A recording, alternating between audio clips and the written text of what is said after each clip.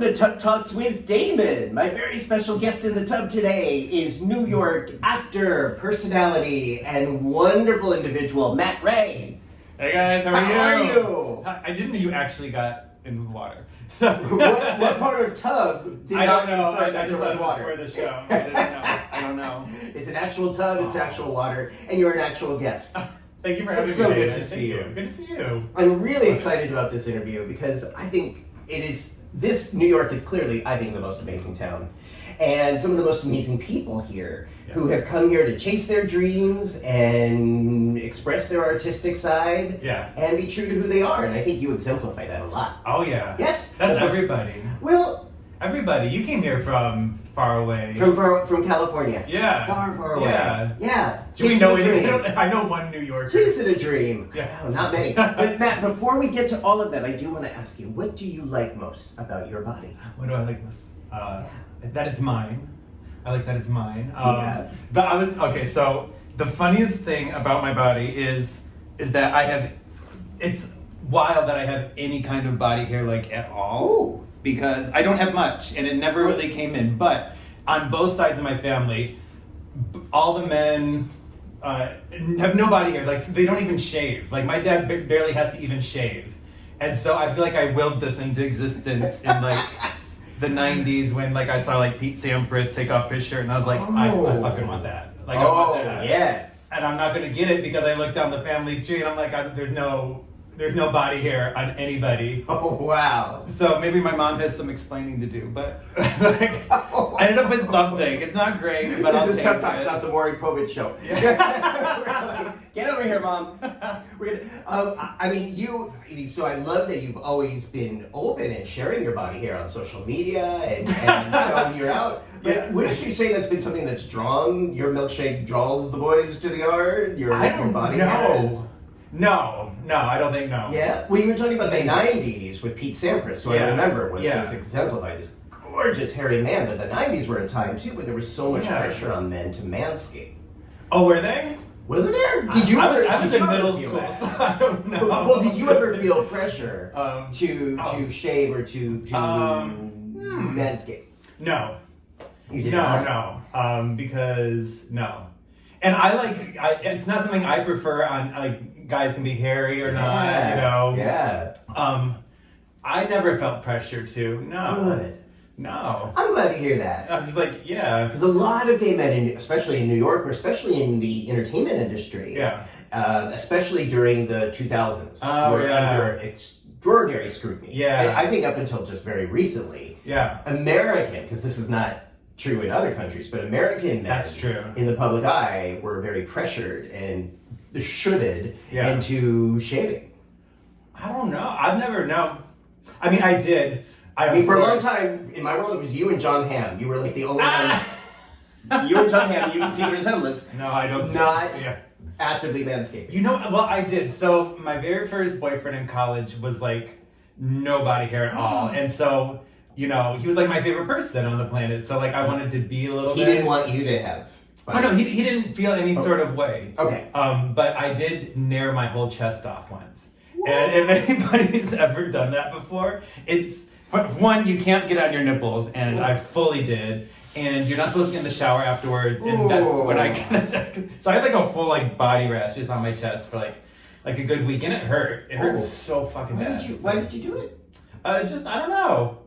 Well, because it wasn't really coming in like good. Okay. So it was just kind of like, it was like I had been like caught like in Chernobyl, like there was like a nuclear fallout and like my chest hair was just falling out in patches. Wow. So it wasn't like, you know, it was not enough to be like, oh, he's got a good hairy chest, and then it's like there's too much to be a twink. I guess maybe there was maybe a part of me that wanted to have like a little twink moment, but I never had that. Like I looked 30 when I was 18, so great. Yeah, great. When did you actually move? Where's my water? Oh, it's somewhere. Okay, where did you go get your water? Oh, okay. There you go. When did you actually move to New York? In August of 2006. Okay, and what brought you here? So I just moved here for acting. Went to college, moved here to do like Broadway, whatever it was, to study opera. And then, quickly, you know, my parents are sweet and they're very supportive, but it wasn't like they were like, you know, fully paying my bills and living that dream. So I had to like, you know, I got a job at Macy's at the Lancome counter and I started selling makeup. And I wanted to do, you know, opera and Broadway and performance, but, you know, it was really tough to afford a vocal coach, to afford, you know, a diction coach and a pianist and an accompanist. So I kind of just fell into doing some like print work because it was free. I don't know if you remember Model Mayhem from like, I think it's still around, but it was like, looking back, it was kind of sketchy, but like you just put photos of yourself online and then like a photographer, if they liked you, was like, okay, well, let's do quid pro quo. Like, I'll take photos of you for my catalog and my portfolio, and then you can have the photos for your portfolio. So I did that, and then like, you know, one day of work would make you a couple $1,000s, and you're like, wait, that's one summer at like the Des Moines Opera is not even going to pay you a couple $1,000s. Wow. I don't know why Des Moines Opera's catching strays. They might actually pay very well, but they probably do. But And you were originally from Des Moines? No, I'm from Michigan. From Michigan, okay. Yeah, I was born in Joliet, Illinois. Okay. Home of the prison. Oh, yes. Yeah. Yes. My mom was actually in prison when I was born. Say more. No, she wasn't. No, she Oh, wasn't. okay. She wasn't. No. That, No. She's just a flight attendant. I thought from She's a flight attendant. Yeah. So Okay. Yeah. So did you always want to be in acting and entertainment? Yeah. Oh yeah. And then why New York instead of Los Angeles? I think maybe part of the reason is New York's at least semi-close to Michigan. Like it's an hour flight or like, you know, an 8-hour drive versus like, like, you know, my parents are, you know, at the time they were like 50. So I'm like, oh my God, like they're going to need me like soon. Can we say how old you are now? I'm 41. Yes. Yeah. So yeah. when you were growing up, 50 seemed Oh yeah. ancient. I was like, I need to be that. nearby. Yeah. Because, you know, if they fall, Yeah, they fall in their 50s. no one's going to take care of the farm. So, And now that you're yeah. 41, what do you think about that idea of like being in your 50s and needing, Oh, a God. walker and a, I'm 41 and I need a walker. I hurt my leg yesterday. I have a cramp in my calf from catching Pokemon. From literally a Pokemon Global Community Day. Oh, I thought that was a euphemism. No. Catch them all. Catch them all. No, literally I was walking around Central Park and like it was like an 8-hour event. Oh wow! It was a lot of fun, but like my legs are literally cramping up. So that's not okay. No. Feel free This to is move fine. or stretch, whatever you This need is fine. here at the tub. So you came here in 2006 with the dream, Yeah. and the dream was Broadway, Yeah. opera. Yeah. And I guess that's why I picked New York over LA because Okay. you know there's theater now in LA, but at the time it was like you come to New York, and that's just what you do. Like honestly, like Broadway was maybe going to be my long-term route to get to being like a mega superstar. So I was like, I'm going to be on Broadway, and then because you know that's how like Law and Order people get on and everything. Yeah. But yeah, so I just moved here with the dream. Got a small 1-bedroom in Harlem. Was working at Macy's. Had a lot of friends that moved here with me, and like my college roommate, her family is from like Lincoln Center. So she was here. She's still here, and yeah, we just like had so much fun. Like it's literally been just like a fun party for 18 years, and it's still going. Like New York never, I mean. That was the time of Splash Bar. Yes. And that's fun. And now we got our own new things. And I really, I'm not going anywhere else. I love that. Yeah. I'm here. Yes. I'm a New Yorker. Yes. Yeah. Well, and we have to be because what we have been through in New York, especially in recent years, between the pandemic, the weather, the storms, the curfews, the riots, and just the general, weirdness in the world. New York has really been not the easiest place to live. No.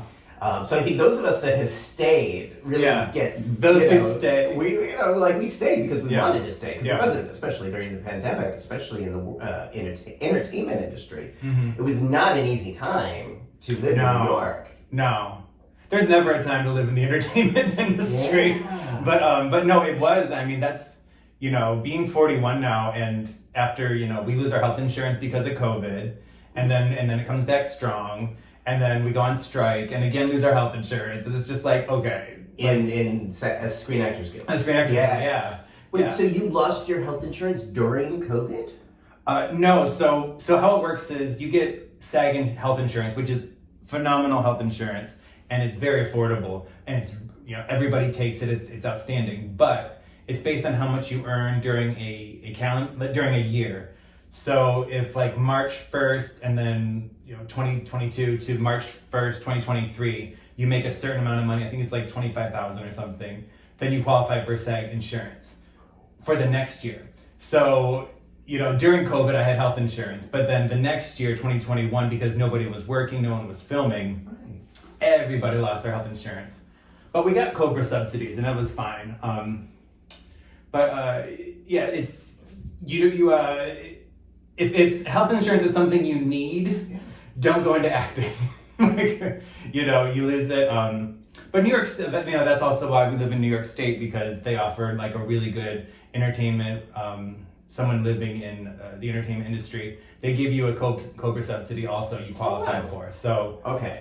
Which I knew literally like the last day, because I was like, I don't know how I'm going to like afford this $2,000 a month Cobra, because I don't make that kind of money. So, yeah. So there's a bit of a safety net. Yeah. In a situation like that where nobody was working during that year. Yeah. Okay. Yeah. Wow. Yeah, but it was it was fun though. We acted in our own ways. We did Zoom plays, and but the least favorite thing is I hate self-taping auditions. Mm-hmm. So, but that became a huge thing, which I don't know. I'd rather just waste an hour of my day to go to an audition and be seen in person than videotape. Yeah. Because you overthink it, you're analyzing it, you're like, I don't know what I should be doing, is this lighting right? And you keep doing it, and then you end up wasting more time than if you had just gone in and just done it once for the casting director, and then just gone on, everyone goes on their own way. Wow. Because you overthink it. Wow.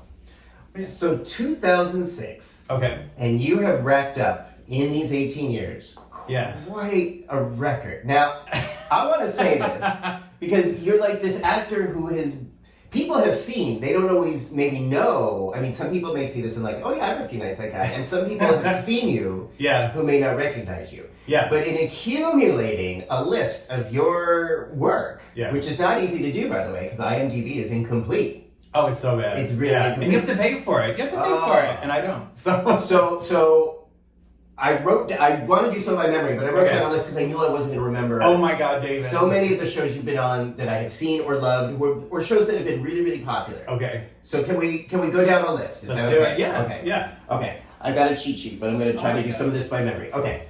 Some of my favorites. Orange is the New Black. Orange is the New Black, yes.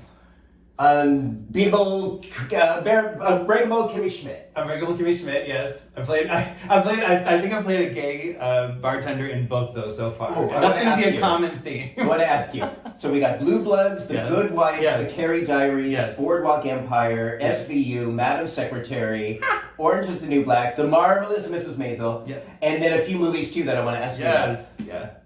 Okay, some of my favorites. So people have seen you. Yeah.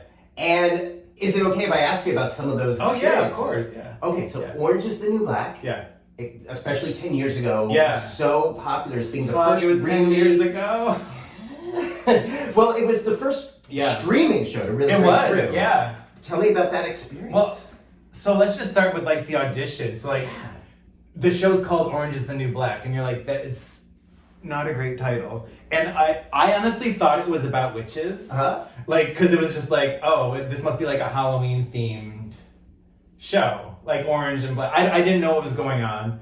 But I auditioned for a bunch of characters, and then finally I just got like a corrections officer part, and that was fun. But it filmed just I think near Rye. It was in an old like women's penitentiary or something. And so it was creepy to film at, because it's literally like, it's not a sound stage, it's not a set, it's literally like an old prison that was abandoned, and so they only renovated part of the prison, and so the other half, like maybe like 80% of the complex is fully abandoned and scary. So like your like holding area of your green room will be in like an old cell where like people like had to spend all their time. Oh, I didn't know that. Are you thinking? Oh, yeah, are you good? Yeah, I'm great. I didn't realize that. Yeah, and so it was cool. And Wow. you know, the set, like everyone on set was really cool. I loved the show. I mean, given you were all in this secluded place together, I imagine the cast and crew were bonding quite a bit. You didn't have a whole lot of distractions. I mean, that maybe wasn't my experience, just because you are kind of secluded, and there's not, like, unless you're like a super principal, you can't have that much camaraderie with the crew, because in your off time they're working, like they're setting up the lighting, they're setting up everything. And so then when you're working, you're on set, they actually get to take their breaks, because then it's just you and the director. Well, there's some people I still vibe, but it's funny because that was like on that list, that's probably one of the only shows I did watch. So that was a moment where I was like, you know, I was just excited to see like the women's cafeteria and like, you know, the kitchen where Red worked. And, yeah. It changed the game, because I don't want to like talk shit or anything, but like, people did get screwed over because of that contract. Yes. You know, like streaming, you didn't get residuals on. It wasn't like a full, like, you know, as we had known, like a 23 episode show. It was just a one-time thing, like a 10 episode arc. I don't know if any season ever went over 10 episodes. But that was a fun experience. And so it was also, as you said, historically relevant. People, if they don't know this kid because it's online, are you okay? Oh yeah. It really led to some of the awareness of the injustice of residuals, and really I think was central in the actor strike. That was a big part, yeah. Was because of what happened on Orange is the New Black. Because there were so many actors, it was such a new medium that just, I guess the agents and whomever were just not clear on negotiating the terms of the contract in a way that was fair. Yeah. They didn't know this was going to be They're like, oh, it's a phenomenon. YouTube show. Right. They didn't know this was going to be, they didn't know what streaming was for the most part. So that the people who worked hard on this were kind of screwed out of residuals. Yeah. And were you one of the people? I didn't work hard on it. Let's just say that. But we learned from that. Yeah, I should have gotten money. Yeah. And all these years, man, I get that back pay. But it was a learning progress. You know, so much of things you're just happy to get them made. Yeah. You know, and I mean, that's where, you know, I don't think they thought it was going to be like a huge success. I mean, in what universe are you pitching to anybody a show about all women in a prison and thinking it's going to be a commercial success? Like, you know, they just won't do that. Right. But it was outstanding, and I mean, proved them wrong. And then, like, you know, Mrs. Maisel, that was another one that was Prime, so that was streaming. So I want to get to that, but let me ask you about some others. Okay. So then Unbreakable Kimmy Schmidt was also designed for streaming. Was it? Yo, it was Netflix, yeah. Oh yeah. Was it, what was that experience like for you? So that was another one where I was just a gay bartender, and it was just a little cameo, such a stupid part. You know, got to do lines with Titus, and I'm a huge fan of his. Yeah. So that was really cool. But the first day we were filming, the scene got cut. Oh. Because we were running over time. And that doesn't happen a lot. So I was like, you know, shit, like, what if I'm working? Like hopefully this comes about, because I made the mistake of telling people I was doing it.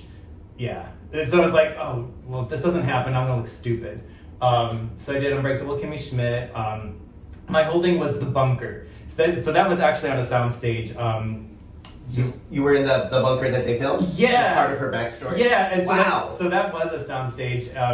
And so the bunker is like literally like the next room over. And then the next room over is like Jane Krakowski's apartment. And it's like, it's such Hollywood like magic.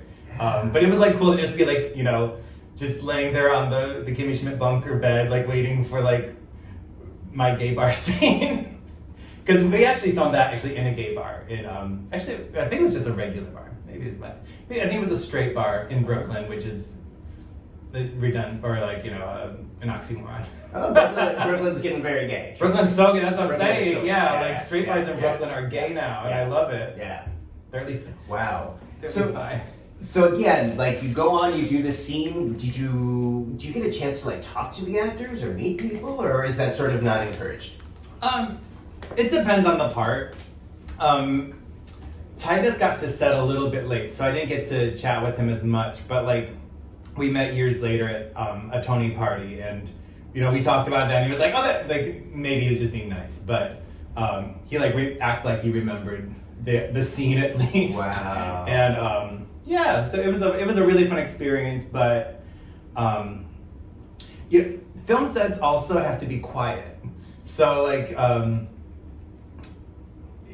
You're constantly being told to shut up or to be quiet, so you would like to think that there's all this chit chat happening, but you really can't, because if I'm talking, and Titus and I are pretty loud people, so like I'm sure if we had like actually gone on, we've been told to like take it off set. Yeah. So the cameramen can hear each other, the lighting can hear the cameraman. But Titus was cool. But I didn't get to meet anybody else. I didn't get to meet Jane Krakowski. Oh, wow. I have though, but I never. Okay. Yeah. Tell me about The Good Wife. Oh my god. Okay. So I was literally talking about this weekend. And all right, let's say names. So I was just doing. I was playing a lawyer, and I forget what season it was. I didn't watch the show. I didn't know it, but it was one of those early Monday mornings. My bank account was like overdrawn. I could barely afford the subway to get there. And I get to set, and Juliana Margulies is like in a mood because her normal hotel in Rome wasn't available that weekend. And so she was like, it was horrible. I just stayed in another hotel. I didn't know them. And I'm just like, okay, that must suck. Well, because I could barely afford to get here. So I didn't love the energy of The Good Wife, but that could just be me projecting. Like, honestly, like I was just poor, and I'm hearing like these rich people problems, and I'm like, oh, well, whatever. But so what's the good fight? So I ended up doing The Good Fight and loved that experience. Christine Baranski is like just such a good person and good on set. Like somehow she like finds your eyes and like winks at you, and you're just like, wait, are we?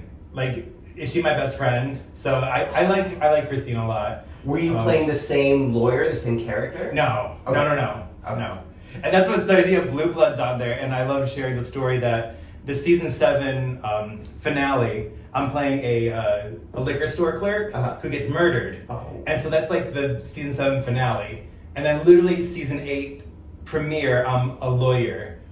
And so like I don't think it wasn't like an issue then, but now in streaming it literally just goes from on the like, same show. Yeah. Wow. On the same show. And so like if you're just binging it like on like the CBS app, you'll just be watching season 7 finale. Oh, that guy's dead. Now literally I'm back as a lawyer. Wow. So how did your character get killed? It just got shot. Okay. Did you film that? No. scene? Well, Okay. we didn't film the scene. We filmed the opening, and then it was like, oh, we found him. So there was like they had to put in like a bullet wound, and I just had to lay there in like what looked like a puddle of blood, but it was just plastic. Wow. But it was cool. So we filmed actually like a block from my apartment. So I getting to leave for set for 10 minutes is fantastic, but I had to walk from Holding to the liquor store where we were filming on 57th, and I literally had just like blood coming down my chest and like a bullet wound in here. And the only person to ever even ask if I was okay was like an unhoused person. Like everybody else was just like, I'm minding my own business. I'm not gonna deal with it. But he was literally like, shit, are you okay? Like, wow. Just TV show, but it was cool. Wow. By the way, sorry for the noise. We're in Brooklyn. There's people running around out there. That is so fun, and that is so New York. Walking down. I mean, for better or for worse, you got blood coming out of your chest, and people are like, yeah, whatever. I'm gonna mind my own business. Yeah. That's a thing. That's a thing. So then, all right, what was that set like? What was that? Blue Bloods? Yeah. Blue Bloods is cool. I ended up doing, it's called like a day player, so like you're just on like the background for like all the time, and it's a good paycheck. To get health insurance, sometimes it's also you need to work a certain number of days if you don't meet like a money threshold. But Blue Bloods, the worst part of filming Blue Bloods is just it films in Greenpoint. So from the Upper East Side where I live, it's like 3 trains and then a mile walk. Oh. And if you're just like a background actor, they don't care. Like you're gonna get there on your own versus like, you know, Donnie Wahlberg's literally getting like a limousine to pick him up. Yeah. So, but it was fun. It's TV shows can be very long days, but Blue Bloods has been on, I think, like maybe this is the 14th season. Wow. Yeah, it's so long. They know what they're doing, just like Law and Order. Like they're not filming 16-hour days because they know what they're doing. Mariska Hargitay is like let's film this. We got this. She's moving the director along. Versus like some of these other projects, people are kind of trying to. They're kind of still getting their footing, so they're making sure they're getting like, you know, the tone of the show correct. But these shows that have been on forever, they don't need to do that. They're like a well-oiled machine. Oh yeah, right? completely. Just come in and come in. Which do you prefer as an actor? Do you want to walk into a well-oiled machine that's just like get out, or do you like to be more? No. Okay. No. Yes. No, Keep please, yes. Oh my God, yes. Wow. Yes. Okay. I mean, the paychecks are good for long days, but they're like, and it sounds so stupid to say like they're exhausting, but they are really exhausting. Well, you got to keep your energy. Yeah, and your right. light. Right. Yeah. For and sometimes when there's not a whole lot going on around you, you just got to keep that base up. So and it's like, you know, sometimes your call time's like 4 a.m. And and it's filmed in high definition, and you went out the night before, and you're just like I look rough today. Any secrets, tips for managing that? Is that where you really want to be friends with the makeup? Oh, totally. Well, I'm a makeup artist, so like I've always been like. I have so much makeup in my acting bag, and I think that's actually been good for me in auditions because, like, you show up to set or to an audition and it's 100 degrees out. Like, I will fully powder my face and put on, like, a concealer and a primer and look like it's, you know, gorgeous outside. But, wow. Yeah. That's a good trick to know. Yeah. Eye patches, eye masks, ice. Stuff is that just stuff you get, or is that specialty stuff you order? Or? Yeah, you just get on set. Okay. Yeah, just put on some. Oh, you mean like right there on set? You can like. Yeah, just put ice under your eye. Yeah. For how long? As long as you can, honestly. And that'll get rid of the bags. Mm-hmm. Okay. It wakes you up. Yeah. Tip to the Tub Talks. It promotes collagen production. Okay. Good. You know, I know that like. In Mommy Dearest, they showed Joan Crawford doing that. I didn't know that was a real thing. Oh yeah. Like, you know, she wakes up and she puts ice on her face like right away. That's a real thing. That's things people I do that. Yeah. Okay. Wow. Yeah. Oh, that's that. But I think I did know that because of Mommy Dearest. Yeah. Right. Yeah. What about Madam Secretary? Ooh, that was fun. Those were long days. Yeah. Those were actually long days. But that was because I worked it twice as a lawyer, and they were both times we were filming on location. So we were filming at these huge, there's a huge courthouse in Times Square.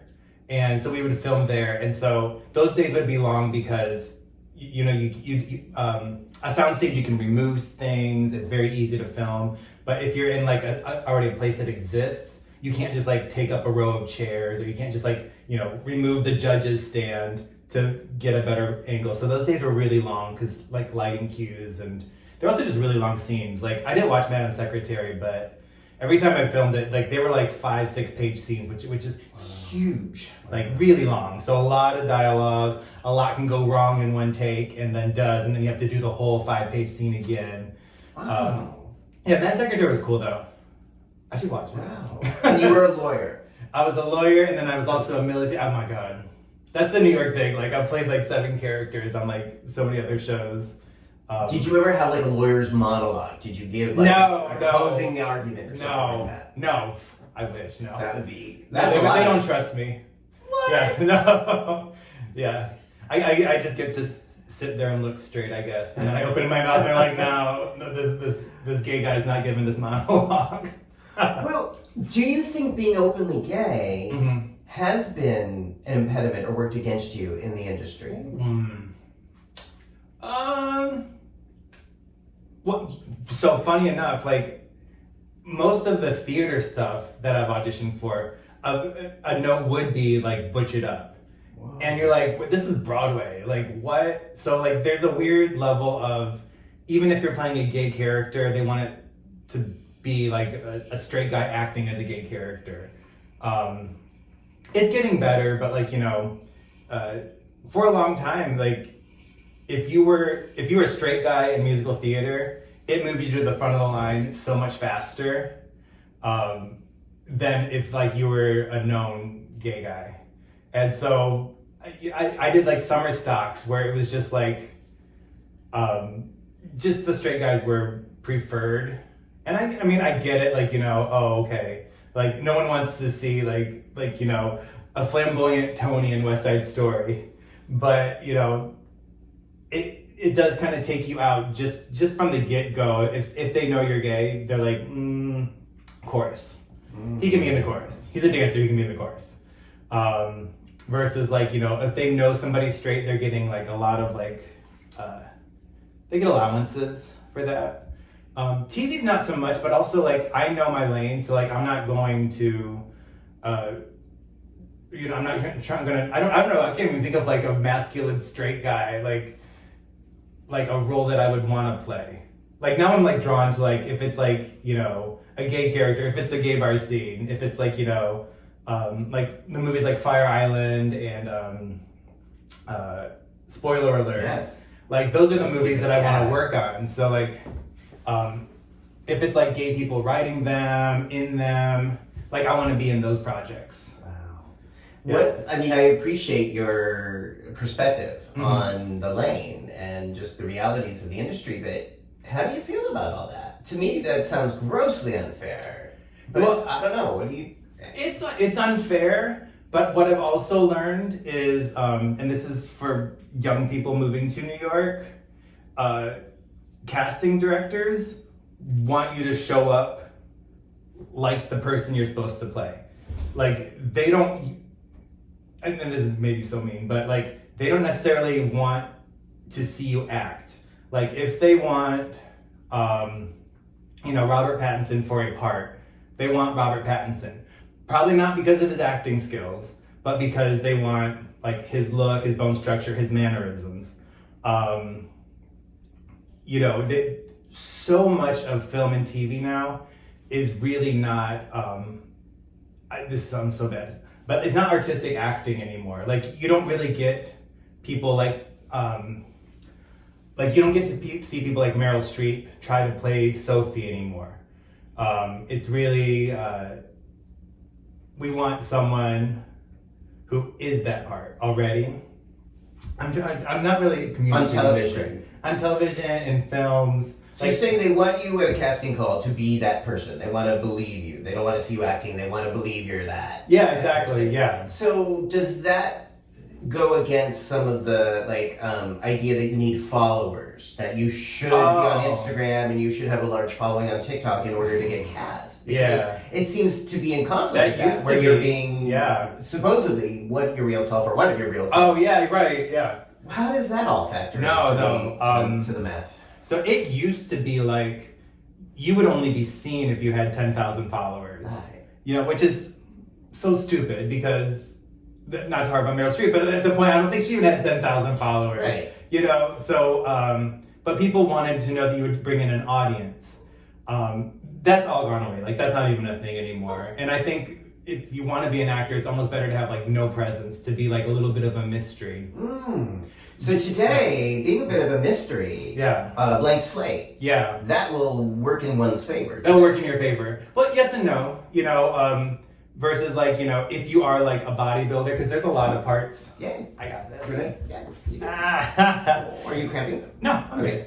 But, if they want a bodybuilder, they'll literally just go to Instagram and find a bodybuilder who has like SAG in their bio, and then they'll hire that person. Wow. But it's so interesting because you, as an actor, you go through like years of training. Like I did shows all throughout high school. I did theater camp. Then I went to college for to study theater and singing. And all of that goes out the window because I guess they want you have a little bit of training, but at the end of the day, you have to reach like the top echelon to even be considered to play like somebody that's against your type. And that's maybe a little unfair, but you learn it's just the business. Like they want somebody who's gonna show up, do the job, look the part. and then just keep that train running.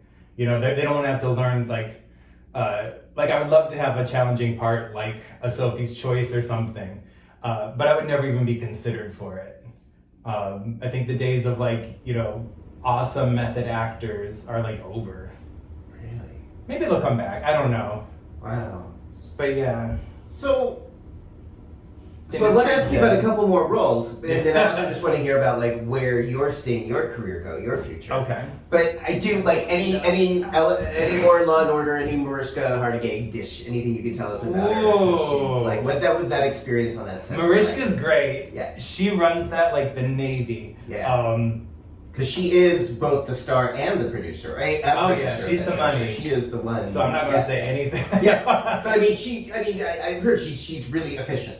She's efficient, and I love, and because you know time is money, and overtime it's a good paycheck, but it costs films a lot of money. Yeah. And then the later you go, the later you have to start the next day. But I did Law and Order like 4 months ago, maybe. Oh wow! So whenever the Olivia Benson Day is in Manhattan, that's her character, right? Yeah. Okay. I was like, I don't know. They were having an Olivia Benson Day in a park down in Battery Park City, and we were filming literally 2 blocks away, an exterior for Law and Order with Mariska Hargitay, and so literally it was like the Beatles, like there were just men and women, everybody else. Like So this was just a fan event happening. This was a fan close event to the shooting. Yes. Whoa. So I don't know who dropped that ball, but she was like a rock star. She was taking photos with people between takes, you know, and she knows her lines. She knows her marks. Like she knows her lighting. So you know, I've seen some actors play up the rock and roll thing, but then they get back to set and they don't know their lines, and it's like okay.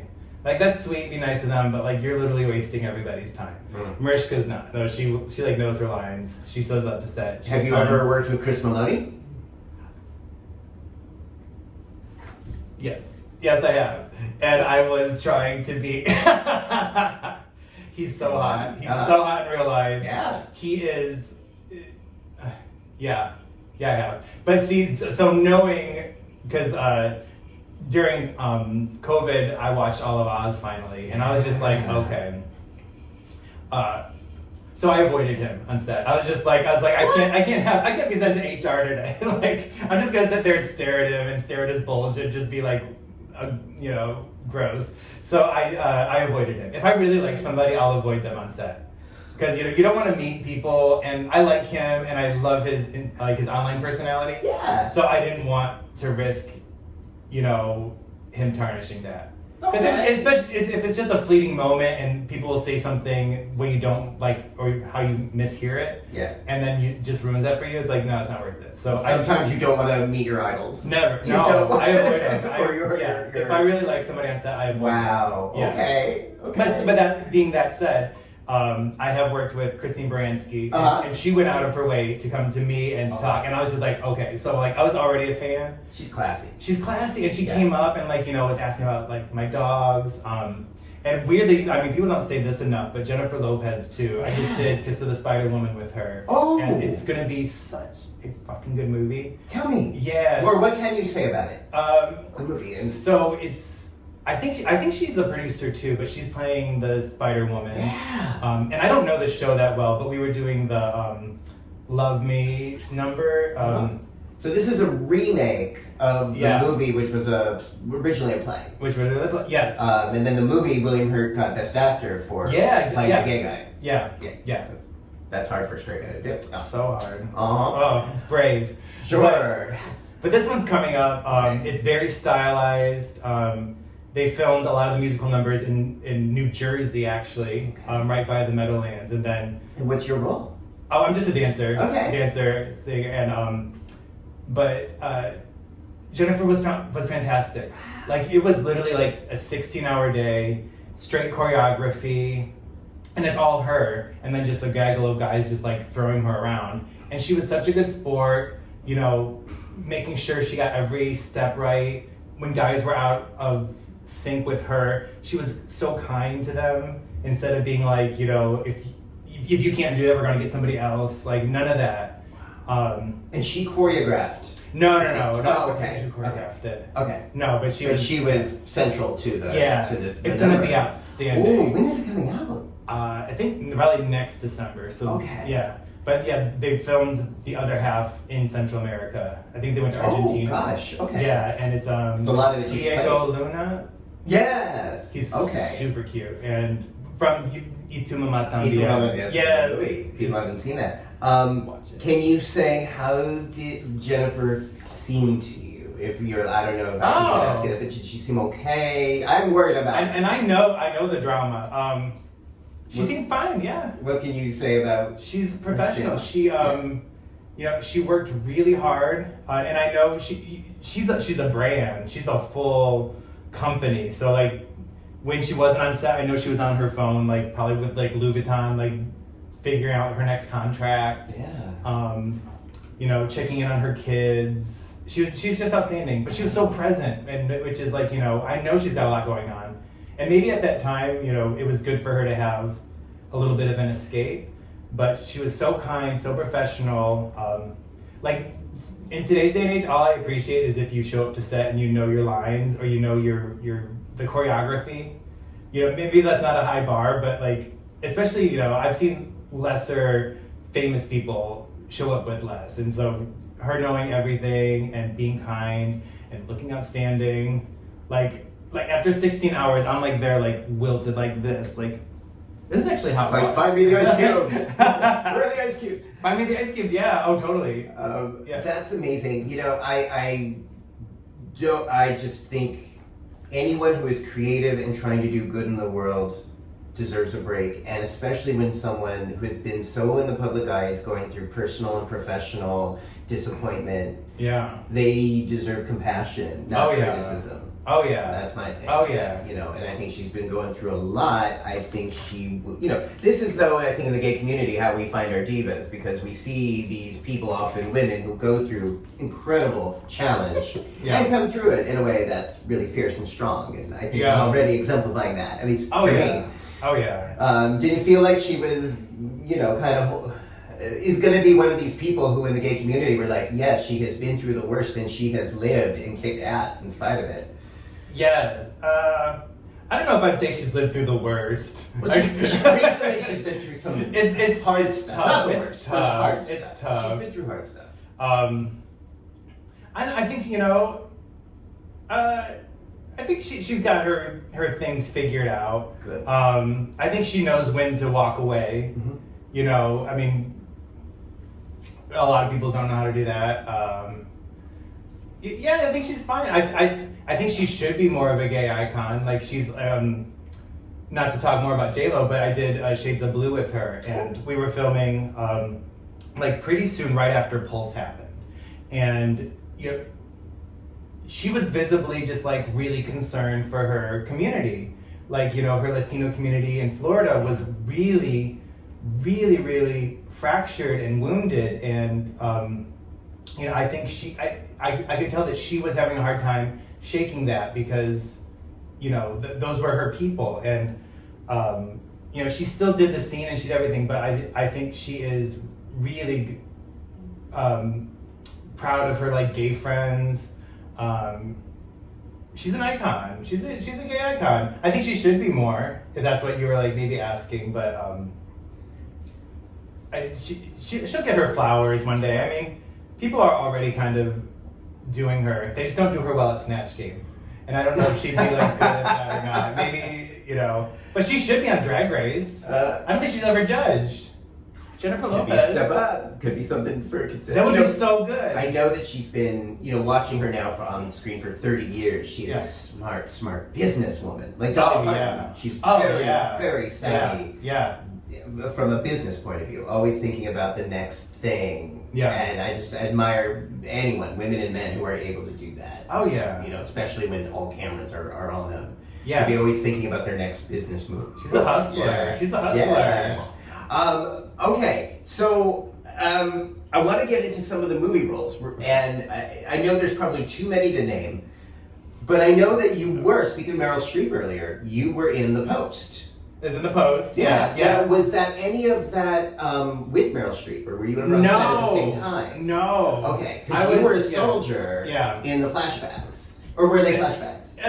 No, it was just the opening. In the opening, Vietnam. Yeah, so Vietnam. you were a soldier in the Vietnam War. Yeah, and that was cool. What was that? Do you remember that? So, yeah, that was, so the post, I honestly forget the plot of the post, but my part was only in like Meryl the first, Streep literally had to 30 like seconds. figure out what to, as the publisher of the Post, as Yeah, a woman, she the had to Washington Post. figure out what to learn about the Nixon tapes and all that. Oh, that's Yeah. what it was about. Yeah. Okay. Yeah. It was I mean, people haven't seen it. It's really relevant It's a for Best today's Picture nominee. for today's issues. Yeah. But it was about what this female publisher had to deal with in the early 1970s, Yeah. and the Vietnam War played a role in But- that. So it was so cool. I didn't know what it was about. You know, you just get cast to play a soldier, and it was only just like maybe like 10 of us. But it was Steven Spielberg, so we're like, okay, this is cool. We did like 3 days of like army training, which is a lot for like only filming like 30 minutes or 30 seconds of film. I think it ended up being, if that. But we learned how to like carry our guns, to walk in formation, to just kind of live life. And then funny enough, we didn't do any of that. It was just us, you know, at the barracks or whatever it's called. But what was cool about that was that all the Vietnam scenes were filmed at SUNY, is that Purchase? Right up the street? I don't know, but one of the SUNY colleges, we just filmed in their parking lot. So like they brought in dirt, they brought in like palm trees to make it look like Vietnam. And you're just like, wait, this, and it looked like it was so cool. Yeah, it was like, and it's like Brooklyn. And Wow. like we filmed in like Rye, New York to make it look like Brazil. Wow. And it's so amazing how they do that. But Steven Spielberg like has the most incredible people around him. Like everybody is so precise with and clear with communicating what you're doing, that this huge project, like those days were so fast just because they were just like, okay, so in this scene we're gonna have a wind machine, but what's actually gonna be happening is a helicopter is gonna be landing. So you have to act like a helicopter is like literally coming in, and everybody's so clear with their vision, and he's outstanding. So like, you want to give him your best too. Did you meet him? No. Okay. No. But I met his assistant director, which I was like, that's close enough. Wow. But he was in a tent all day. It was a really hot day, and he was wearing a fabulous purple scarf. And so it's like, again, I'm not gonna, like, I maybe could have met him, but I just didn't want to. Maybe. Was this another HR? Yeah. Like, I don't want to be like. You were attracted? Yeah, oh no, he's cute though. Yeah. He's cute. Yeah. Younger, the assistant director? Oh no. This isn't it. No. Oh. No. Okay. I'm sure Wait, it's Steven fine. Spielberg was there with the purple scarf? Yeah, that was Oh, the other part. I thought you Yeah. were talking about the assistant. Yeah, no, he was just Okay. sitting there in the Wow. July heat in a purple Oh my scarf. goodness. Wow. Okay. But he was, but I didn't want to meet him. And then, That could be intimidating for sure. yeah, and I was like, maybe you should, but, I think just, especially because it was literally just like a background role. So I didn't want to be like, some background guy being like, oh, he thinks this is his chance. Right. But that scene was with Matthew Rhys from The Americans. Okay. And Yeah. Brothers and Sisters. Yes. So I always liked him. And so again, I avoided him. But we were in the lunch line, and I cracked a joke, and someone behind me laughs, and I look around, and it's him, and I'm just like, oh my god, okay, we're dating, it's over. Like, Wow. so he was really nice, and then we had a little conversation, so that was like nice. But Brothers and Sisters is a good show. Yeah. Yeah. Now, were you in Fire Island, the movie? Mm-hmm. Yeah. Okay, where? Yeah. Okay. So I was in. So that we filmed that like during COVID, like. Yeah. So there was like a core like maybe 20 of us that worked on the project. So I'm all over that movie. Like I'm at the tea dance. I'm at the most featured part is with Peppermint. Oh, I love that. That was like Yeah. So yeah, I was in the. You saw it? Have you seen Fire Island? I did, but Yeah. I was not paying the closest attention because I was really drunk. Same. I had to watch it again. So I could watch it again, so I could I remember it. I just remember Margaret Cho because Oh yeah. My brain, my inebriated brain just remembers Margaret Cho because She's the best. I think I always watch her. She's the best. So I probably missed it. So there's a cute scene where Conrad is doing a drag dance competition at the Ice Palace. I do remember that he started breaking out of his exactly uptight veneer. Yeah. So I'm one of his competitors in that scene. And wow. So that was actually a soundstage in Canarsie. Like Peppermint and I and everybody, we were like, because you really can't take photos, but we totally did. And we were like sending to our photos, like, where do you think I am right now? And everyone's just like, you're fucking on a fire island. Like, I'm here too. It's like, no, like, I'm on a soundstage in Canarsie. Like, they recreated the Ice Palace. Wow. Do you go to Fire Island a lot? Yeah, sometimes. But you know the Ice Palace. I love the Ice Palace. Yeah, it's iconic. But they, to see, like, this little thing that, like, you and I, and, like, it's not, you know, it's not something you'd expect to see on a soundstage, like a huge, like, Marvel Studio soundstage. But it was outstanding.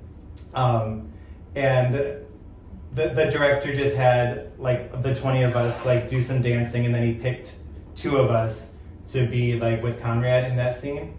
And, like, that was my it was September 2nd, so it was the day before my 39th birthday. And I was really feeling, like, not down, but I was like, I'm doing fucking background. And I'm, like, 39 years old. Like, this fucking sucks. But then I got picked to do that part, and then at midnight, it became my birthday. And, like, the whole production, the whole cast and crew, the director, like, stopped and sang happy birthday to me, which is wildly, people don't do that, because, like, we were in double overtime. So working on Fire Island was such an amazing experience. Joel Kim Booster was outstanding. Conrad sang, and I was just like, I love that movie so much. Like, it's just a good movie, but to have such good memories of making it. And then we did film on Fire Island for, like, 2 weeks. And that was a lot of fun. Like, getting up at, like, 4 a.m. to catch a bus to the ferry, and then to go and film. Wow. So that was your 39th birthday? Yeah. What, if anything, is the message you've taken from that? It's good to have health insurance, so any work is good, I guess. Well, it sounds like you were getting frustrated. Oh yeah, especially because I knew people that were getting bigger parts on the show, you're always just like, fuck, am I, like, a flop? I'm sure J-Lo sometimes thinks that, but it's just a birthday, and you're, like, reflecting, and you're like, I should be, like, out with my friends right now, but I'm here literally doing background rate, and, like, I don't know what's going on. But it was nice, and then it was a nice reminder that I'm in a nice community that, like, cares about your feelings. How do you persevere through the disappointment? You just don't acknowledge it. You're just like, you move on. But I mean, honestly, because things will change in a day. Like, you'll have a bad disappointment, but then all of a sudden you'll just get, like, an amazing part. And then you ride high on that. Basically, like, the disappointments are easy to deal with because, and this is going to sound so cliche, but just because there's, like, hope that things are going to get better. And what's kind of nice about film and television is if you're working and consistently working, you always have a project coming down the line that's about to come out. So, like, it took about maybe a year for Fire Island to come out, and during that time, you'd have a lot of disappointments, but you'd be like, okay, well, that was disappointing, but, I still got Fire Island coming out this year, so people are going to see that, and I'm not going to feel like such a failure. So, like, always having, you always got to be working. Like, that's basically the thing.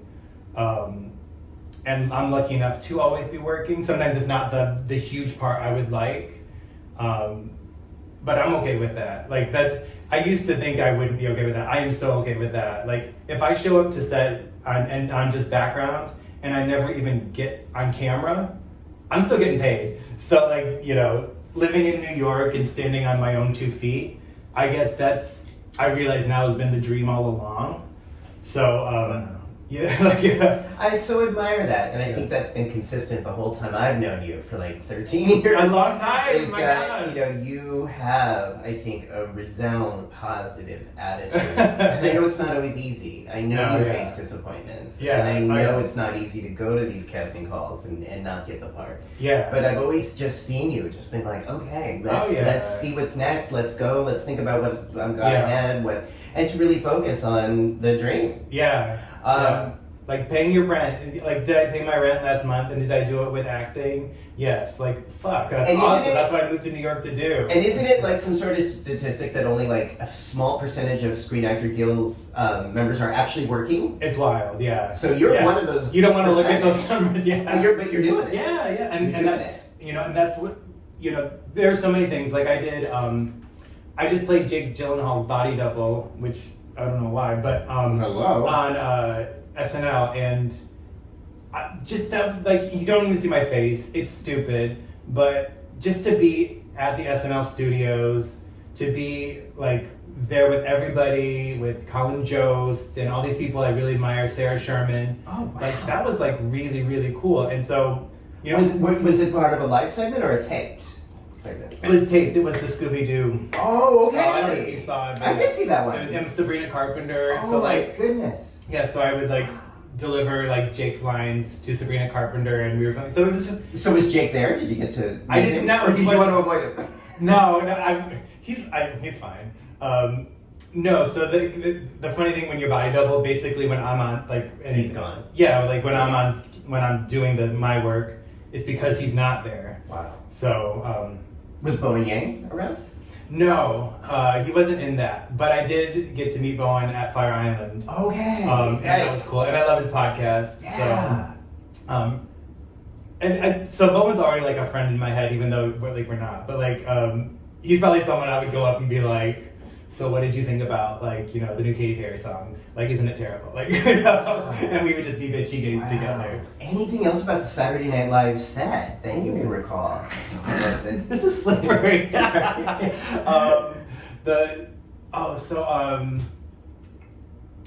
So that taped part wasn't actually at the studio where they do the live part. It's over by Lincoln Center. But it's super cool. Like, you walk down this almost like intimidating hallway with these huge posters of past digitals they've had. Like the Totinos, I don't know if you remember that, but it's a really cool atmosphere, and these people are brilliant. I saw this I think it almost was maybe just a 4-page scene. It literally became 2 pages, and they took out so many jokes, they took out so many things, and as a writer you'd be like, well, I mean, that's a funny joke, leave it in. That's a funny joke, leave it in. But really making it a tight 2-minute, get the good strong punches in, good jokes, and then get out is so much more effective. So that was really fun to see what it started as and what actually made it to film. I was like, yeah, these people really know what they're doing. Wow. Yeah. So I said earlier that people have seen you and may not know they've seen you, but anyone who has seen the movie spoiler alert, which I did see in a theater sober. Oh, did you? So I did within the first 5 Could you minutes. imagine seeing that drunk? It would be like a wreck. Oh, I couldn't do it. Yeah. It's a wonderful movie. For those who haven't seen it, please see it because it's incredible. And in the first 5 minutes, you'll recognize this incredible chest. Yeah. Yeah. What was that like to film and then see yourself so clearly on screen during spoiler? Well, that was fun. So let's see. Let's just start with I love the book. Yeah. So when I got a chance to work on the movie, I was like, I'm doing it. I don't care. And then and I was just supposed to be a dancer that day, but they went over and it was it was 100 just background people. And for something wasn't working out with one of the other people they had cast to be a shirtless dancer in a football shirt. I'm wearing football shirts. I don't know if you could tell, but they walked around. They were just like, "Will you do it?" And I don't love being shirtless on camera. Why? I end up being shirtless a lot. No, because I'm just well, one, you don't get paid more. So, like, you know, if I'm gonna take my top off, I think I should get paid more. But I wasn't gonna get paid anything more. It was like literally February. It was so fucking cold. Yeah. Sorry. But it was so cold. But I liked the material so much. I was like, I'll do anything that these people ask of me. So. And was this February 2022?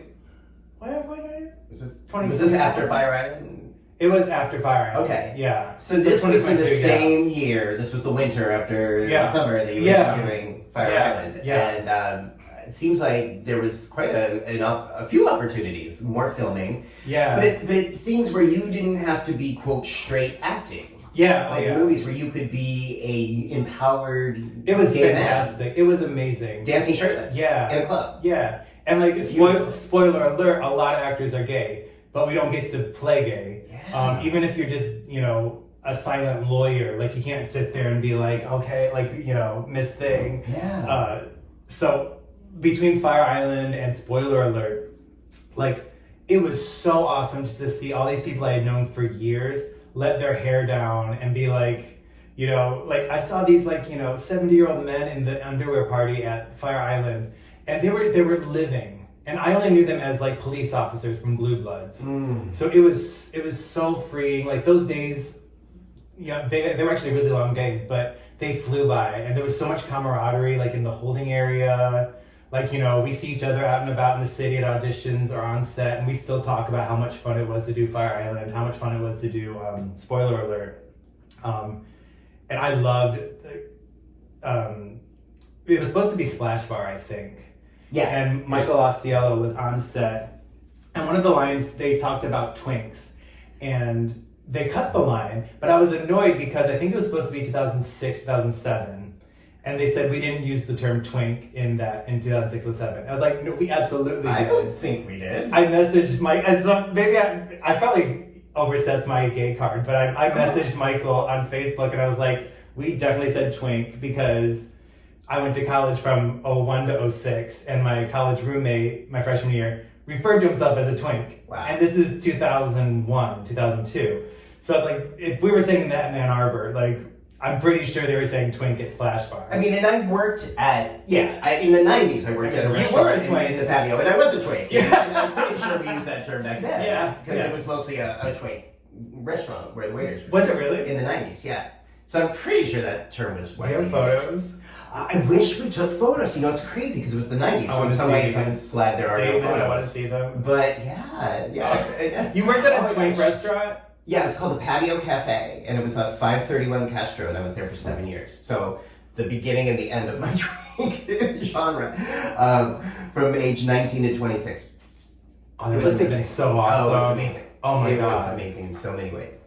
But yes, I do remember that term being used, at least occasionally. Yeah, it was used. Yeah. So they took it out. Wow. Now, I forgot to ask you Mrs. Maisel. Let's talk about Mrs. Maisel. So you're a sort of presence on that. I love Amy Sherman Palladino. What can you tell me about her? Oh, she's a tiger. She runs that show. And all right, so where do I start? First of all, Mrs. Maisel is, those were such grueling days. Before I played a banker, I was honestly just background for a bunch of different scenes. And let's see. So it starts off, you have to go to a fitting, and the fitting's at Steiner Studios, which is like the Brooklyn Navy Yard. So that's really far for anybody to get to. There's no subways. The bus kind of runs, especially this was it 10 years ago? I don't know how long ago it was, but so that's Amy Sherman. She writes notoriously long scripts with pages and pages yes. and wordy. Yes. Lots of dialogue. She wears amazing hats. She's phenomenal. But she's one too. And it's not like I actively avoided her, but she has her hand in every single element of that show, from costuming down to like the lighting and. If you don't know Mrs. Maisel, check it out. Like it's a feat, and like people don't understand too, the technical aspect of it, because they had to make New York City look like 1950s, like 2018 New York City looked like 1950s, 1960s. Right. So there is so much happening in like computer imagery to like get rid of air conditioners, to get rid of modern cars, to get rid of buildings that weren't there at that time. Wow. So yeah, it's like, people see like, Lord of the Rings. I think Prime ended up prioritizing their Lord of the Rings series for over Mrs. Maisel, and it was just like this one's so much more impressive and a technical feat, and no one at the studio really seemed to care about that. But Amy's outstanding. She literally is Lorelai Gilmore. Like you can tell. Like I was just like, having never spoken to her, but this is all just from overhearing because I think she's a very funny person. She's very manic, very type A, and it was a lot of fun to work with her. And Rachel was outstanding. Rachel Brosnahan, like, oh my god, like she had so many lines to give, and she would get notes, and honestly, they would drill those scenes into the floor. Like it was so many takes. What's his name? Luke Kirby, who played what was the comic? Lenny Bruce. Lenny Bruce, yeah. He gave one of the best performances I've ever seen. It was just in a comedy club. Yeah. Oh, he was outstanding. They're actually working together now. He and Amy Sherman. Oh wow. Yeah, it's called Étoile. Oh, it's her next series about dancers? Yeah, it's about ballet. Okay. Yes, they filmed half in Paris and then they just filmed the other half in New York. Are you in that? I am. Oh! Well, kinda. So I was supposed to play a security guard, but I literally had like a busted black eye, a swollen black eye because I had fallen, and so I couldn't get used. And so I think they just scrapped. I think it was getting scrapped anyway. But you'll see like the backside of me. Maybe I'll be shirtless in another scene. Well, and your beautiful back is part of the Mrs. Maisel advertisement. Yeah. Like for some of the one season, she's like walking on a street and there's all these men around her. You are one of those. It's men. season 1. Yeah. And, that was such a cool thing to be asked to do that. But so I booked it through my agent, and they were like, "It's just gonna be a quick day. It's literally just like the still photos." My call time is like 6 a.m. In Madison Square Park, but that night was the Gaga concert, like the Joanne tour. So I'm like, okay, well, it's like as long as I can make the concert. So literally, like 14 hours later, I'm literally showing up to the Gaga concert, like almost missing the whole thing at Citi Field. So what you don't know is when you see my back in that poster, I'm literally thinking about getting to the Lady Gaga concert. That night. I'm like, we gotta hurry this up. Wow. Let's get this photo. Wow. Yeah, it was. Oh my gosh. So this is amazing because I've never really, again, I see a lot of your work.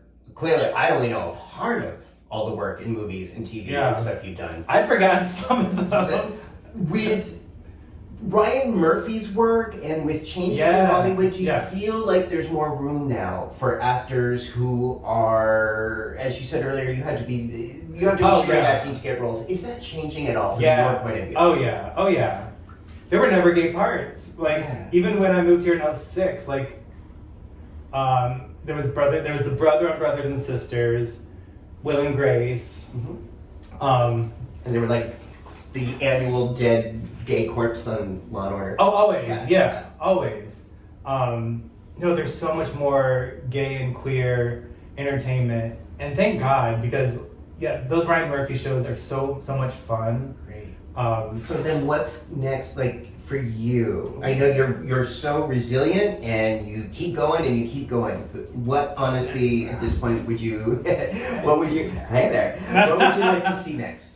What would I like to see next? As you embrace your 40s and step into even more into your power, what would you like to see happen next? More gay comedies, more love stories, more camp. Do you want to be a leading role? Yeah. But that's If it happens, it does. If it doesn't, there are times, honestly, where I'm wondering if that's really what I want, because it does take you away from your life. Like when you become like Mariska Hargitay, she does 22 episodes a season, and it's an hour long, and she's in almost every scene. Like you don't get to really see your family and friends, and it's tough to balance that. And for me, part of living in New York is living in New York. So I don't necessarily want to not be able to see my friends, to see you, to to go to the Eagle, to go out, to play my flag football league, to do all this stuff. I want to be able to do that. And so if a part came along and it consumed so much of my life, but I didn't like the project, I would be miserable. I would not enjoy that. Yeah. Wow. Okay. So we'll see.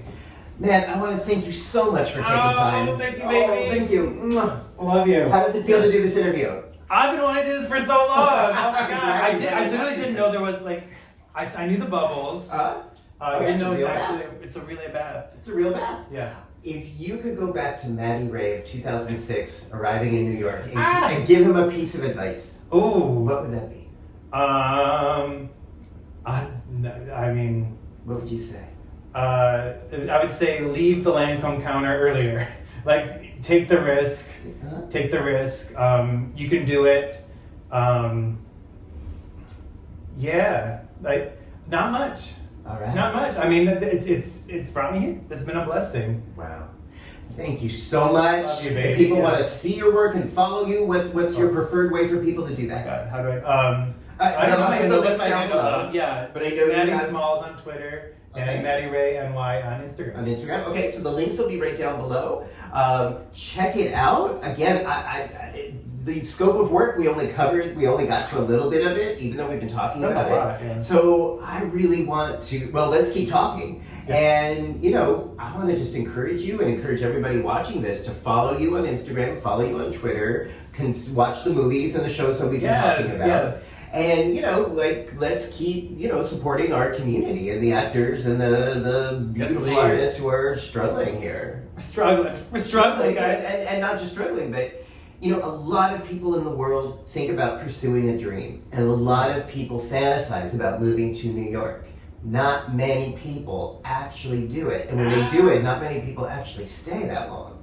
No. So I just want to give you props for fulfilling your dream. I'm psychotic. Taking a risk, being here for 18 years, and really pursuing what's in your heart, what's in your soul, what's in your spirit. That's inspiring for me. Thank you, Damon. Thank you. Yes. I gotta pee. Okay, he's gonna pee, not on camera. So watch more episodes of Tough Talk. Subscribe down below. Pursue your dreams and have a great day. Love you guys. Everybody. Love you, David.